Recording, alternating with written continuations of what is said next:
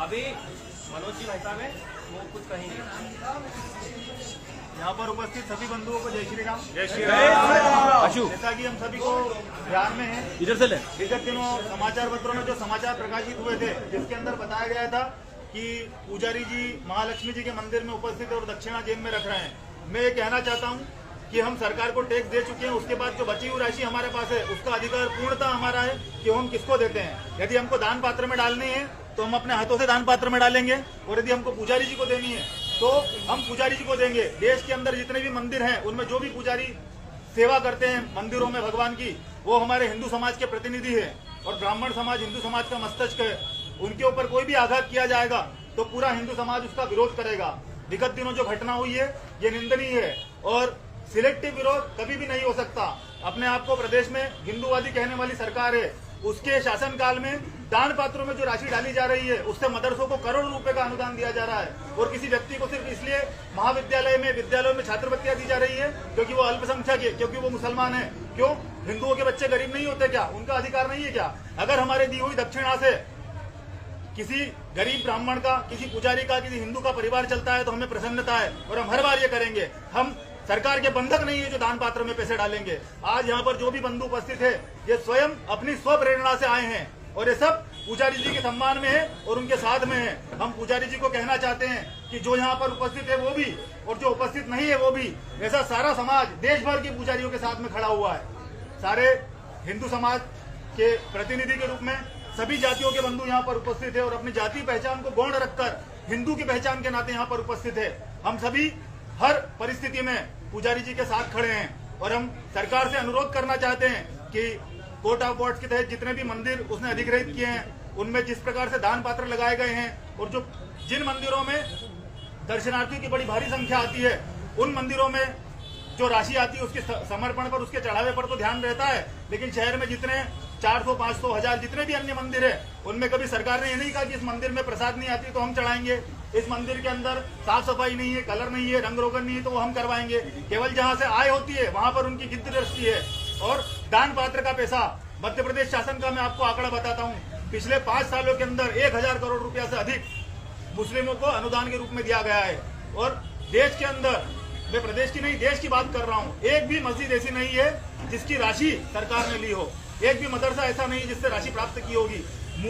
मदरसों में जो इमाम मस्जिद में अजान अदा करते हैं, नमाज अदा करते हैं, उनको शासन की ओर से पैसा दिया जाता है, और वहीं हमारे पुजारी जी यदि कोई स्वयं की इच्छा से भी दक्षिणा उनको समर्पित करता है तो हिंदू समाज को अपमान सूचक शब्दों से संबोधित करते हुए समाचार पत्रों में शीर्षक दिया जाता है कि पुजारी जी दक्षिणा जेब में रख रहे हैं। हम यहाँ पर सभी हिंदू समाज के बंधु आज माता महालक्ष्मी जी को भी पुष्प समर्पित करते हुए प्रार्थना करेंगे कि जो तमाम सरकारें और जो तमाम नेता हैं, प्रशासनिक अधिकारी हैं, इनको सद्बुद्धि प्रदान करे कि हिंदुओं के वोटों से चुनकर आते हैं, और हिंदुओं के विरोध में जब ऐसे कार्य होते हैं तो केवल इसलिए मौन रह जाते कि उनकी विचारधारा की पार्टी की सरकार है। सरकारों का महत्व नहीं, महत्वपूर्ण यह है कि वो हिंदू हित में कार्य कर रहे हैं या नहीं। यदि नहीं कर रहे हैं तो हम उन्हें विवश करेंगे कि वे हिंदू हित में कार्य करें। यदि किसी अन्य पार्टी की सरकार होती तो कह देते सड़कों पर आकर के कि हिंदू विरोध का कार्य हो रहा है, लेकिन मध्य प्रदेश में भाजपा की सरकार है। हम सभी भाजपा के, हम में से कई भाजपा के वोटर होंगे, हो सकता है कोई नहीं हो। मैंने पिछली बार बीजेपी को वोट दिया था, लेकिन मैंने इस आधार पर दिया था कि सरकार हिंदू हितों की रक्षा करेगी, और वो होती हुई मुझे नहीं दिख रही है। इसीलिए मैं आहत हूँ। अगली बार भी मैं हो सकता है कि विकल्प के अभाव में उसी राजनीतिक दल को वोट डालूं, लेकिन मैं ये स्पष्ट कर देना चाहता हूं कि हिंदू समाज चुप नहीं बैठेगा। यदि आपको मुकदमे बनाना है तो हम आज सभी यहाँ हिंदू समाज उपस्थित है, हम फिर पुजारी जी को दक्षिणा देंगे, और ये कहकर ये दान पात्र में डालने के लिए नहीं है, ये आपके लिए है, ये हम अपनी स्वेच्छा से, श्रद्धा से दे रहे हैं। आप इसका अपने घर परिवार में उपयोग कीजिए। मैं सभी हिंदू बंधुओं से आग्रह करूंगा कि एक बार सभी हिंदू बंधुओं की ओर से जो पुष्पमाला है ये पंडित जी महालक्ष्मी माता को भेंट करें, और वो श्रीफल भी भेंट करें जो हम सभी लाए हैं। सर्वमंगल मांगल्ये शिवे सर्वार्थ साधिके शरण्ये त्र्यंबके गौरी नारायणी नमोस्तुते। यहाँ पर जो भी बंधु उपस्थित है ये बिना किसी को फोन करे आए हुए हैं, ये स्वयं की प्रेरणा से आए हुए हैं। इनको कोई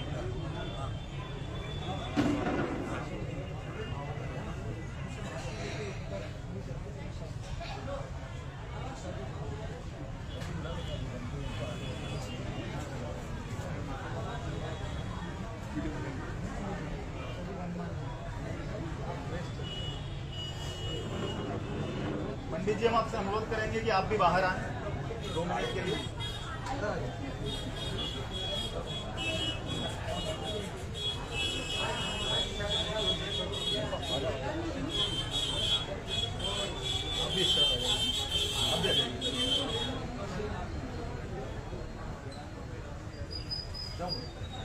हम फिर से अनुरोध करेंगे कि ये पुष्पमाला जो है ये किसी व्यक्ति की ओर से नहीं है, ये सारे हिंदू समाज की ओर से सभी देश भर के पुजारियों को समर्पित है जो यहाँ पर उपस्थित हैं, जो इस मंदिर में सेवा देते हैं उनको भी, और जो देश के दुनिया के किसी भी मंदिर में सेवा देते हैं। ये पुष्पमाला हिंदू समाज का हमारे मंदिर में सेवा करने वाले पुजारियों के प्रति समर्पण का भाव है।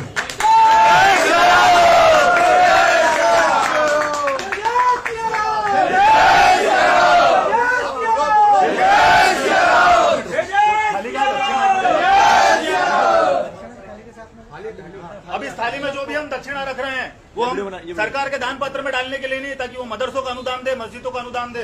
ये हमारे पुजारी जी के लिए है व्यक्तिगत रूप से। हम स्वयं जेब में डालेंगे पुजारी जी की दक्षिणा को, और यदि कोई मुकदमा बनाना है तो हम सारा हिंदू समाज यहाँ पर उपस्थित है।